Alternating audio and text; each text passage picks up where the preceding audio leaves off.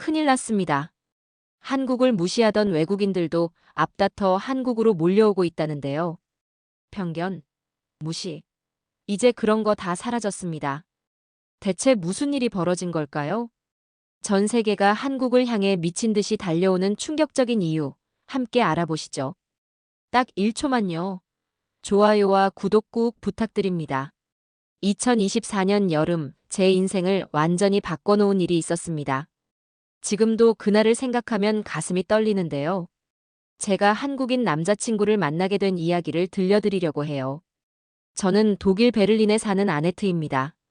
여름 축제로 베를린이 들썩이던 날이었어요. 도시 곳곳에서 맥주 향과 소시지 굽는 냄새가 풍겼죠. 친구들과 축제를 즐기던 저는 잠시 화장실에 다녀오겠다며 자리를 비웠습니다. 그런데 그게 운명의 시작이었네요. 광장을 지나던 중이었어요. 갑자기 뒤에서 누군가가 제 가방을 확 잡아당겼습니다. 놀라서 돌아보니 검은 후드티를 입은 남자였어요. 저는 본능적으로 비명을 질렀죠. 도와주세요. 그때였습니다. 눈 깜짝할 사이에 작은 체구의 동양인 남성이 달려왔어요. 처음에는 그저 지나가는 행인인 줄 알았는데 순식간에 소매치기범 앞을 가로막았습니다. 놀라운 건 그의 눈빛이었어요. 체구는 소매치기범보다 작았지만 눈빛만큼은 무척 강인했죠. 범인은 잠시 망설이다가 제 가방을 내던지고 도망갔습니다. 괜찮으세요? 동양인 청년이 제게 가방을 건네며 물었어요. 솔직히 말하면 저는 너무 놀랐습니다. 평소 아시아인들은 체구도 작고 조용할 거라는 편견이 있었거든요. 하지만 그의 순발력과 용기는 제 고정관념을 완전히 깨뜨렸습니다. 정말 감사합니다. 이런 용기 있는 행동을 보여주시다니 놀랍네요. 제 말에는 진심 어린 감탄이 담겨 있었어요. 그런 제 마음을 읽었는지 그는 부드럽게 미소 지었습니다. 제 이름은 박준현입니다. 한국에서는 이런 상황을 그냥 지나치기 어려워요. 어릴 때부터 태권도를 배웠던 게 이런 순간에 도움이 되네요. 그의 말에 저는 새 삼관심이 생겼어요. 한국이라는 나라, 그리고 태권도라는 무술까지. 모두 제게는 낯선 것들이었죠. 하지만 그 순간 이상하게도 더 알고 싶다는 생각이 들었습니다. 한국인이시군요. 태권도라니 정말 멋있네요. 우리는 그렇게 헤어졌어요. 연락처도 교환하지 않았지만 이상하게도 다시 만날 것 같은 예감이 들더군요. 집으로 돌아와 생각해보니 준현의 모습이 자꾸 떠올랐습니다. 그날 이후로 저는 깨달았어요. 사람을 겉모습이나 국적으로 판단했던 제 모습이 얼마나 편협했는지를요. 준현은 작은 체구에도 불구하고 위험에 처한 사람을 도울 만큼 용감했습니다. 게다가 태권도라는 무술을 통해 보여준 한국의 문화는 단순한 겉모습 이상의 무언가가 있다는 걸 느끼게 해줬어요. 이렇게 우리의 만남은 시작되었습니다. 그리고 이것은 제 인생을 바꾸게 될 특별한 인연의 시작이었죠. 소매치기 사건 이후로 일주일이 지났습니다. 저는 친구 마리아와 베를린의 작은 음악 카페에 있었어요. 평소에도 자주 가던 곳이었는데 그날은 뭔가 특별한 게 있을 거란 예감이 들더군요. 카페 안은 은은한 재즈 음악으로 가득했습니다. 그런데 갑자기 음악이 멈추고 사회자가 마이크를 잡았어요. 다음은 한국에서 오신 박준현 씨의 무대입니다.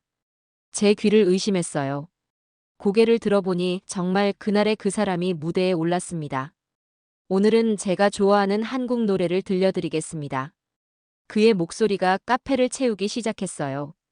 한국어로 된 노래였지만 그의 감성적인 목소리에 저도 모르게 빠져들었습니다. 마리아가 제 옆구리를 쿡 찔렀죠. 저 사람, 내가 말했던 그 소매치기 영웅 아니야? 마리아의 말에 저는 고개를 끄덕였어요. 공연이 끝나고 준현이 자리로 돌아가려 할 때 저는 용기를 내어 그에게 다가갔습니다. 정말 멋진 공연이었어요. 기억하실지 모르겠지만 지난주 축제에서 봤었어요. 아, 그럼요. 물론 기억합니다. 그때 그 소매치기 사건 맞죠? 우리는 이렇게 다시 만났고 자연스럽게 대화를 나누게 됐어요. 준현은 베를린 공대에서 로봇공학을 전공하는 박사과정 학생이었고 음악은 그의 오랜 취미라고 했죠. 한국에서도 대학 동아리에서 기타를 쳤다고 해요. 한국의 대학 생활은 어땠나요? 바빴죠. 하지만 군대 다녀와서 더 열심히 공부했어요. 한국 남자들은 보통 20대 초반에 군대를 다녀오거든요. 그의 이야기는 너무나 새로웠어요. 독일과는 다른 문화, 다른 삶의 방식이었죠. 하지만 그 속에서 느껴지는 성실함과 책임감은 오히려 더 매력적으로 다가왔습니다. 집에 돌아와서 아버지께 오늘 있었던 일을 이야기했어요. 음악 카페에서 우연히 그를 다시 만났다고요. 하지만 아버지의 반응은 제 예상과 달랐습니다. 동양 남자라고? 아네트, 넌 아직 어려. 다른 나라의 문화는 우리와 너무 달라. 라고요. 아버지는 은퇴한 경찰관이에요. 평생을 법과 질서 속에서 살아오신 분이죠. 하지만 때로는 너무 경직된 사고를 가지고 계시다고 생각했어요. 아빠, 주녀는 달라요. 박사과정에서 공부하는 지적인 사람이에요. 게다가 음악도 하더라고요. 그래도 난 탐탁지 않아. 베를린에는 좋은 독일 남자들이 많잖니. 아버지의 말씀에 저는 한숨을 쉬었어요. 왜 사람을 국적으로 판단하시는 걸까요? 전 오히려 주년의 다른 문화적 배경이 더 흥미롭게 느껴졌거든요. 창밖을 보니 베를린의 밤하늘이 유난히 별들로 가득했어요. 마치 제 가슴 속에서 피어나는 설렘처럼 반짝이는 것 같았죠. 하지만 한편으로는 아버지의 걱정스러운 눈빛이 계속 마음에 걸렸습니다. 이제 시작될 이야기가 어떻게 흘러갈지 그때 전 전혀 알지 못했어요. 준현과 만난 지 2달이 지났습니다. 우리는 자주 만나 베를린의 이곳저곳을 다녔어요. 브란덴부르크 문 앞에서 찍은 사진은 제 휴대폰 배경화면이 되었죠. 준현의 진지한 모습과 따뜻한 미소가 담긴 사진이었어요. 그날도 평소처럼 저녁 식사를 하고 있었습니다. 아버지는 늘 그러시듯 휴대폰을 보지 말라고 하셨죠. 하지만 그때 제 폰이 울렸고 아버지는 제가 확인하는 화면을 보고 말았어요. 아네트, 그 사진은 뭐지? 아버지의 목소리가 평소와 달랐습니다. 날카로웠어요. 저는 순간 긴장했지만 더 이상 숨길 필요가 없다고 생각했습니다. 제가 말씀드렸던 준현이에요. 같이 찍은 사진이에요. 지금 동양 남자랑 사귀고 있다는 거니? 아버지의 얼굴이 순식간에 붉어졌어요. 식탁 위 포크를 내려놓는 소리가 평소보다 컸습니다. 아빠, 준현은 정말 좋은 사람이에요. 박사과정에서 로봇공학을 연구도 해요. 로봇공학이고 뭐고. 넌 아직 어려서 모르는 게 많아. 한국은 분단국가야. 북한과 전쟁이 다시 일어날 수도 있어. 게다가 동양 남자들은 키도 작잖니. 아빠, 지금이 몇 년도인데 그런 편견을 가지고 계세요? 준현은 달라요. 그리고 한국은 이제 세계에서 가장 안전한 나라 중 하나예요. IT 강국이고 문화도 발달했어요. 그래도 안 돼. 우리 집안에 동양인 사위는 있을 수 없어. 아버지의 큰 소리에 어머니가 놀라 주방에서 나오셨어요. 어머니는 늘 중립적인 입장을 취하시는 분이었지만 이번엔 달랐습니다. 여보, 목소리가 너무 큰 것 같아요. 아이의 말도 들어봐야 하지 않을까요? 당신까지 그러지 말아요. 난 30년 동안 경찰로 일하면서 많은 걸 봤어요. 다른 문화권 사람들과의 결혼이 얼마나 힘든지 알지도 못하면서. 저는 더 이상 참을 수 없었어요. 눈물이 나려는 걸 꾹 참았습니다. 아빠, 전 준현이 좋아요. 그 사람의 국적이나 인종이 아니라 그 사람 자체가요. 아빠가 이렇게 반대하실 줄 알았지만 전 이미 마음을 정했어요. 아네트, 너 지금 부모한테 대들려는 거야? 아빠, 전 틀린 말하는 거 아니에요. 시대가 변했다고요. 사람을 겉모습이나 국적으로 판단하면 안 되는 거잖아요. 준현은 제가 만난 사람 중 가장 배려심 깊고 성실한 사람이에요. 식탁에는 무거운 침묵이 내려앉았습니다. 저는 자리를 박차고 일어났어요. 제 방으로 들어가면서 문을 세게 닫았죠. 침대에 누워 천장을 바라보는데 준현과 찍은 사진이 자꾸 눈앞에 아른거렸어요. 그날 밤, 전 준현 씨한테 문자를 보냈습니다. 아빠가 우리 관계를 알게 되셨어. 많이 화나셨지만 난 물러서지 않을 거야. 그 후 준현 씨의 답장이 바로 왔어요. 이해해. 시간이 걸리겠지만 내가 진심을 보여드릴게. 창밖에서는 비가 내리고 있었어요. 마치 제 마음처럼 우울한 날씨였죠. 하지만 한편으로는 이상한 확신이 들었습니다. 이 갈등을 이겨내고 나면 뭔가 달라질 거라는 것을요. 한국이라는 나라가 아버지의 편견을 깨뜨릴 수 있을 거라는 확신이었어요. 지난 싸움 이후로 아버지와는 거의 대화를 하지 않고 지냈어요. 식사 시간도 의도적으로 피했죠. 하지만 운명이란 게 참 묘한 것 같아요. 제가 준현의 진짜 모습을 아버지께 보여드릴 기회가 찾아왔거든요. 그날은 토요일 오후였어요. 아버지와 저는 장을 보고 돌아오는 길이었습니다. 평소라면 택시를 탔겠지만 아버지는 걷고 싶다고 하셨죠. 아마도 저와 이야기할 시간을 만들고 싶으셨던 것 같아요. 슈퍼마켓에서 나오는데 한 노부인이 보였어요.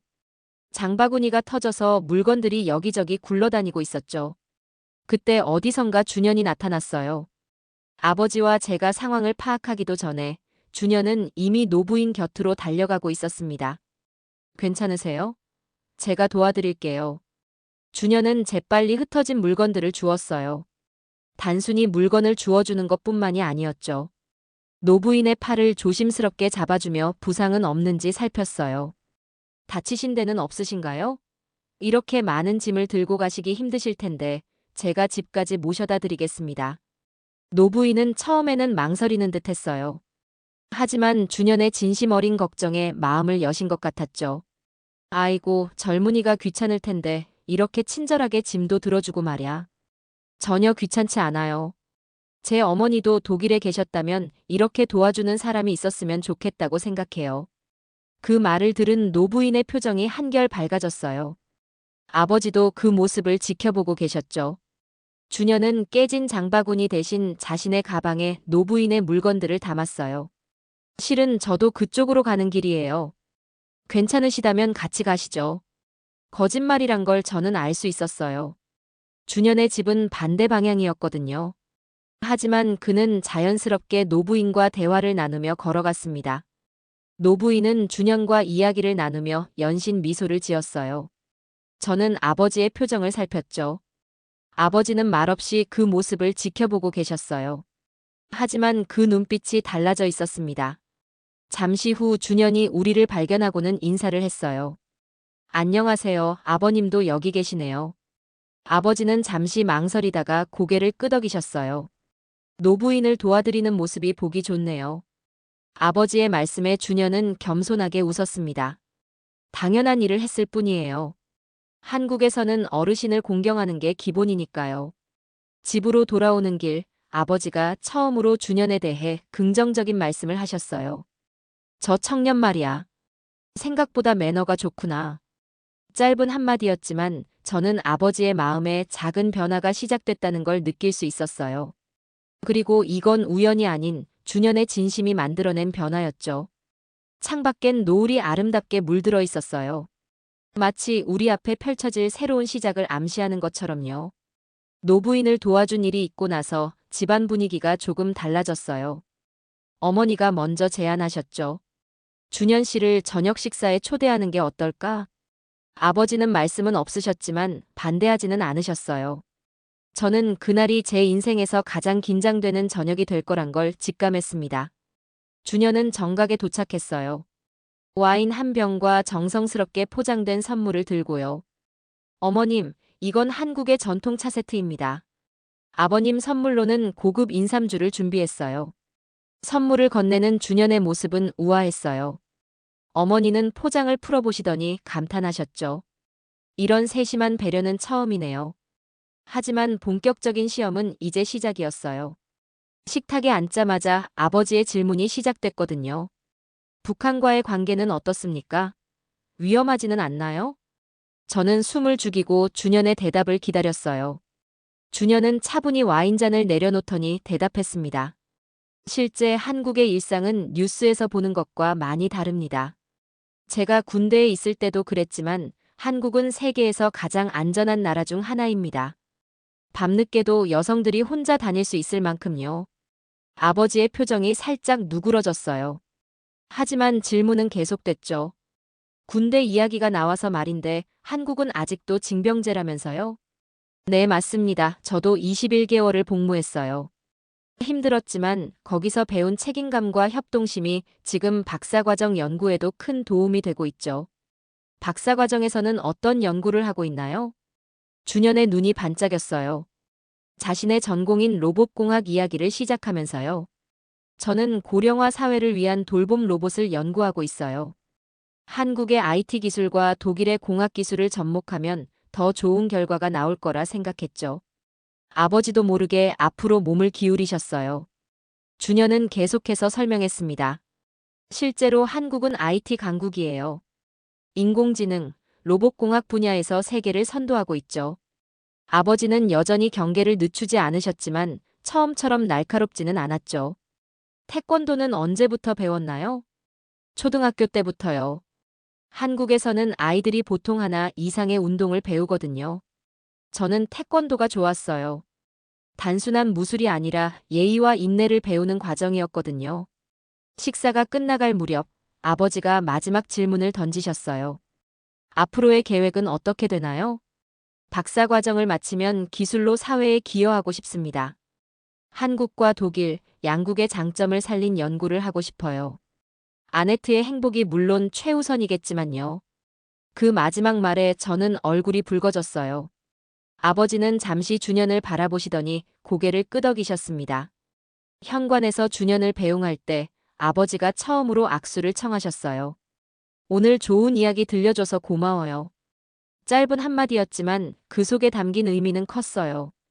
준현이 돌아간 후 거실에는 묘한 침묵이 흘렀습니다.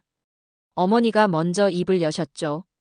생각보다 교양 있고 진중한 청년이네요. 아버지는 여전히 말씀이 없으셨지만 표정이 한결 부드러워져 있었어요.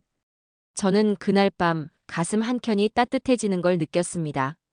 앞으로 더 많은 대화가 필요하겠지만 첫 발은 잘 내디뎠다는 생각이 들었거든요. 그로부터 6개월이 지났어요. 준현과 저는 더욱 가까워졌고 서로에 대한 확신도 커졌죠.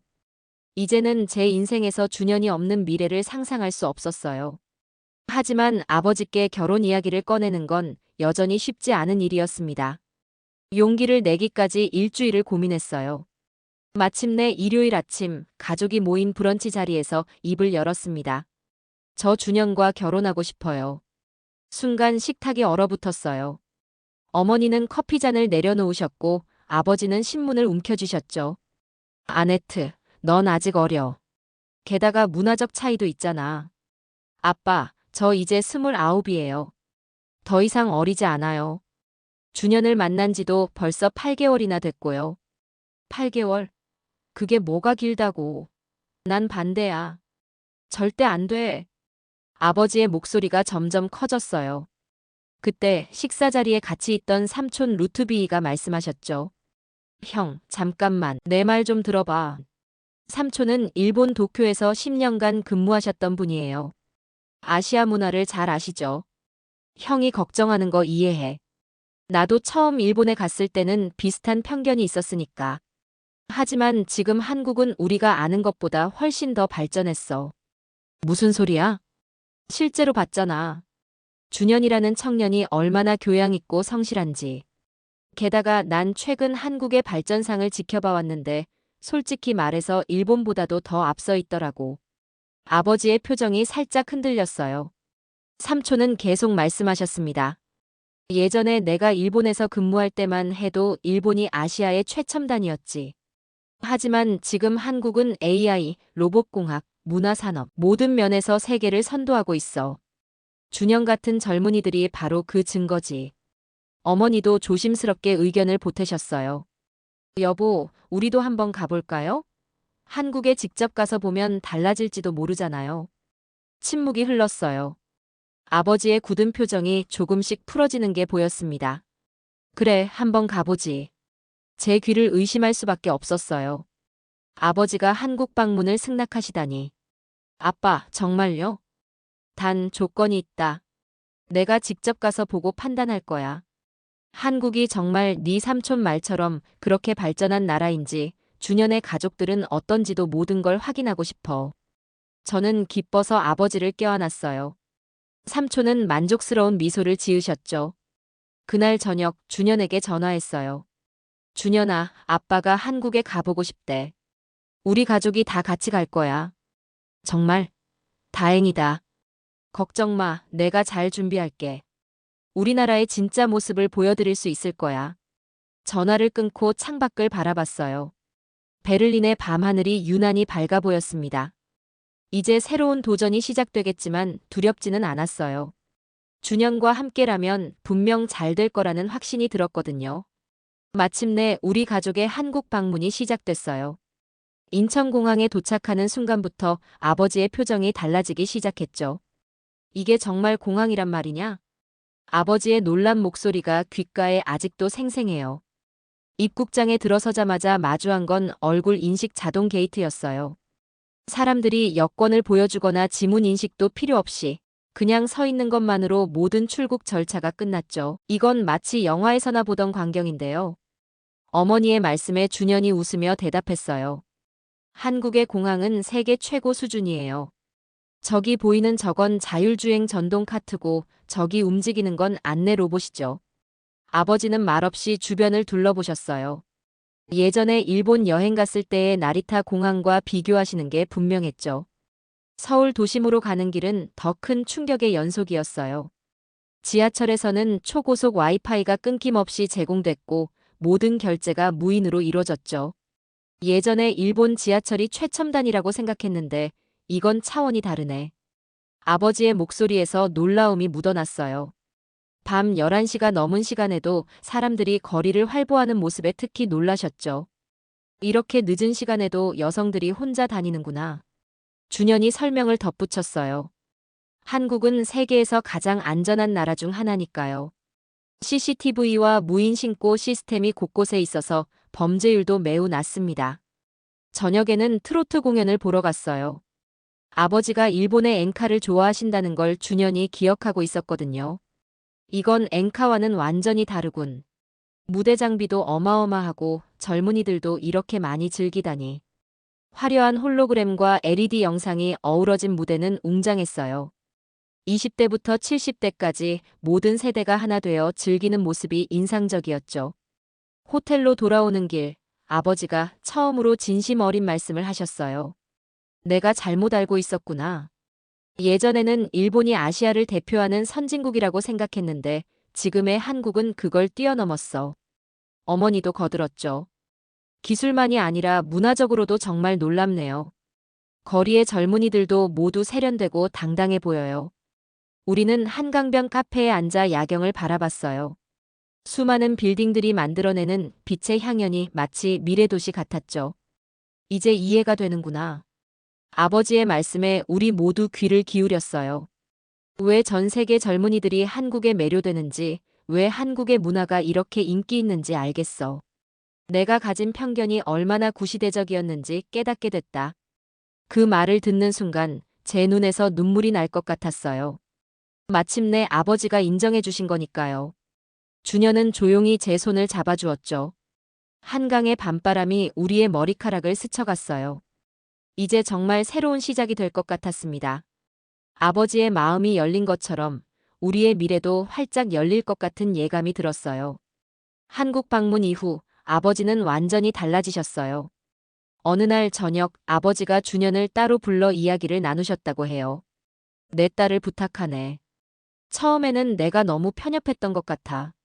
이제는 내가 아네트와 함께라면 딸의 미래를 걱정하지 않아도 되겠다는 확신이 들어. 우리는 양가의 문화를 모두 존중하며 결혼식을 준비했어요. 독일식 결혼식과 한국의 전통 혼례, 두 번의 예식을 치르기로 했죠. 베를린에서의 결혼식 날 예상치 못한 일이 벌어졌어요. 저희 결혼식장 앞에 엄청난 인파가 몰려 있었거든요. 알고 보니 준현의 한국 대학 동아리 후배들이 깜짝 축하 공연을 준비한 거였어요. K-팝 관련 댄스였죠. 그런데 더 놀라운 건 그 공연을 보려고 모여든 사람들의 반응이었어요. 독일 사람들은 물론이고 전 세계에서 온 관광객들이 휴대폰을 들고 와, 저게 바로 K-컬처구나. 한국 문화는 이제 정말 세계적이야. 와 같이 열광적인 반응을 보였죠. 결혼식이 끝나고 신혼여행으로 한국에 왔을 때는 더 놀라운 광경이 기다리고 있었어요. 인천공항은 전 세계에서 온 사람들로 넘쳐났죠. 공항 도착장 대형 전광판 아래로 수많은 외국인들이 캐리어를 끌며 지나갔죠. 저처럼 한국인과 결혼한 사람들, 취업을 위해 온 청년들, 한국의 의료 기술을 체험하려는 사람들, K문화를 배우러 온 학생들까지 말이죠. 호텔 로비에서 만난 프랑스인 가족은 이렇게 말하더군요. 우리 아들이 한국의 로봇공학을 배우고 싶다고 해서 왔어요. 이제 실리콘밸리보다 한국이 더 앞서 있다고 하더라고요. TV 뉴스에서는 연일 한국행 항공권이 매진되었다는 소식이 나왔어요. SNS에서는 익스피리언스 코리어라는 해시태그가 전 세계적 트렌드가 됐죠. 불과 1년 전만 해도 아버지는 한국을 위험한 분단 국가로만 생각하셨는데 이제는 전 세계가 한국으로 몰려드는 걸 보면서 뿌듯해 하시니까요. 신혼집 베란다에 서서 서울의 야경을 바라보는데 문득 이런 생각이 들었어요. 제가 준현을 만난 건 정말 행운이었다고요. 덕분에 저는 세상에서 가장 역동적이고 혁신적인 나라의 일원이 될 수 있었으니까요. 아버지는 요즘 친구들에게 이렇게 말씀하신대요. 내 사위는 한국 사람이야. 그리고 그게 자랑스럽다네. 우리 딸은 미래를 선택한 거지. 창밖으로 보이는 서울의 밤하늘에는 수많은 드론이 불빛을 쏘놓고 있었어요. 마치 새로운 시대의 별자리 같았죠. 준현과 저의 이야기는 여기서 끝나지만 한국을 향한 세계인의 발걸음은 이제 막 시작된 것 같네요. 자, 사연은 여기까지인데요. 한때 무시하던 나라였던 한국이 이제는 선망의 대상이 되었습니다. 이렇게까지 대단한 나라가 될 줄 과연 누가 예상했을까요? 앞으로 한국이 얼마나 더 치솟을지 전 세계는 지켜볼 수밖에 없을 것 같습니다. 끝까지 영상 들어주셔서 감사하며 사연이 마음에 드셨다면 구독과 좋아요 부탁드립니다. 그럼 전 또 다른 이야기로 돌아올게요. 정말 감사합니다.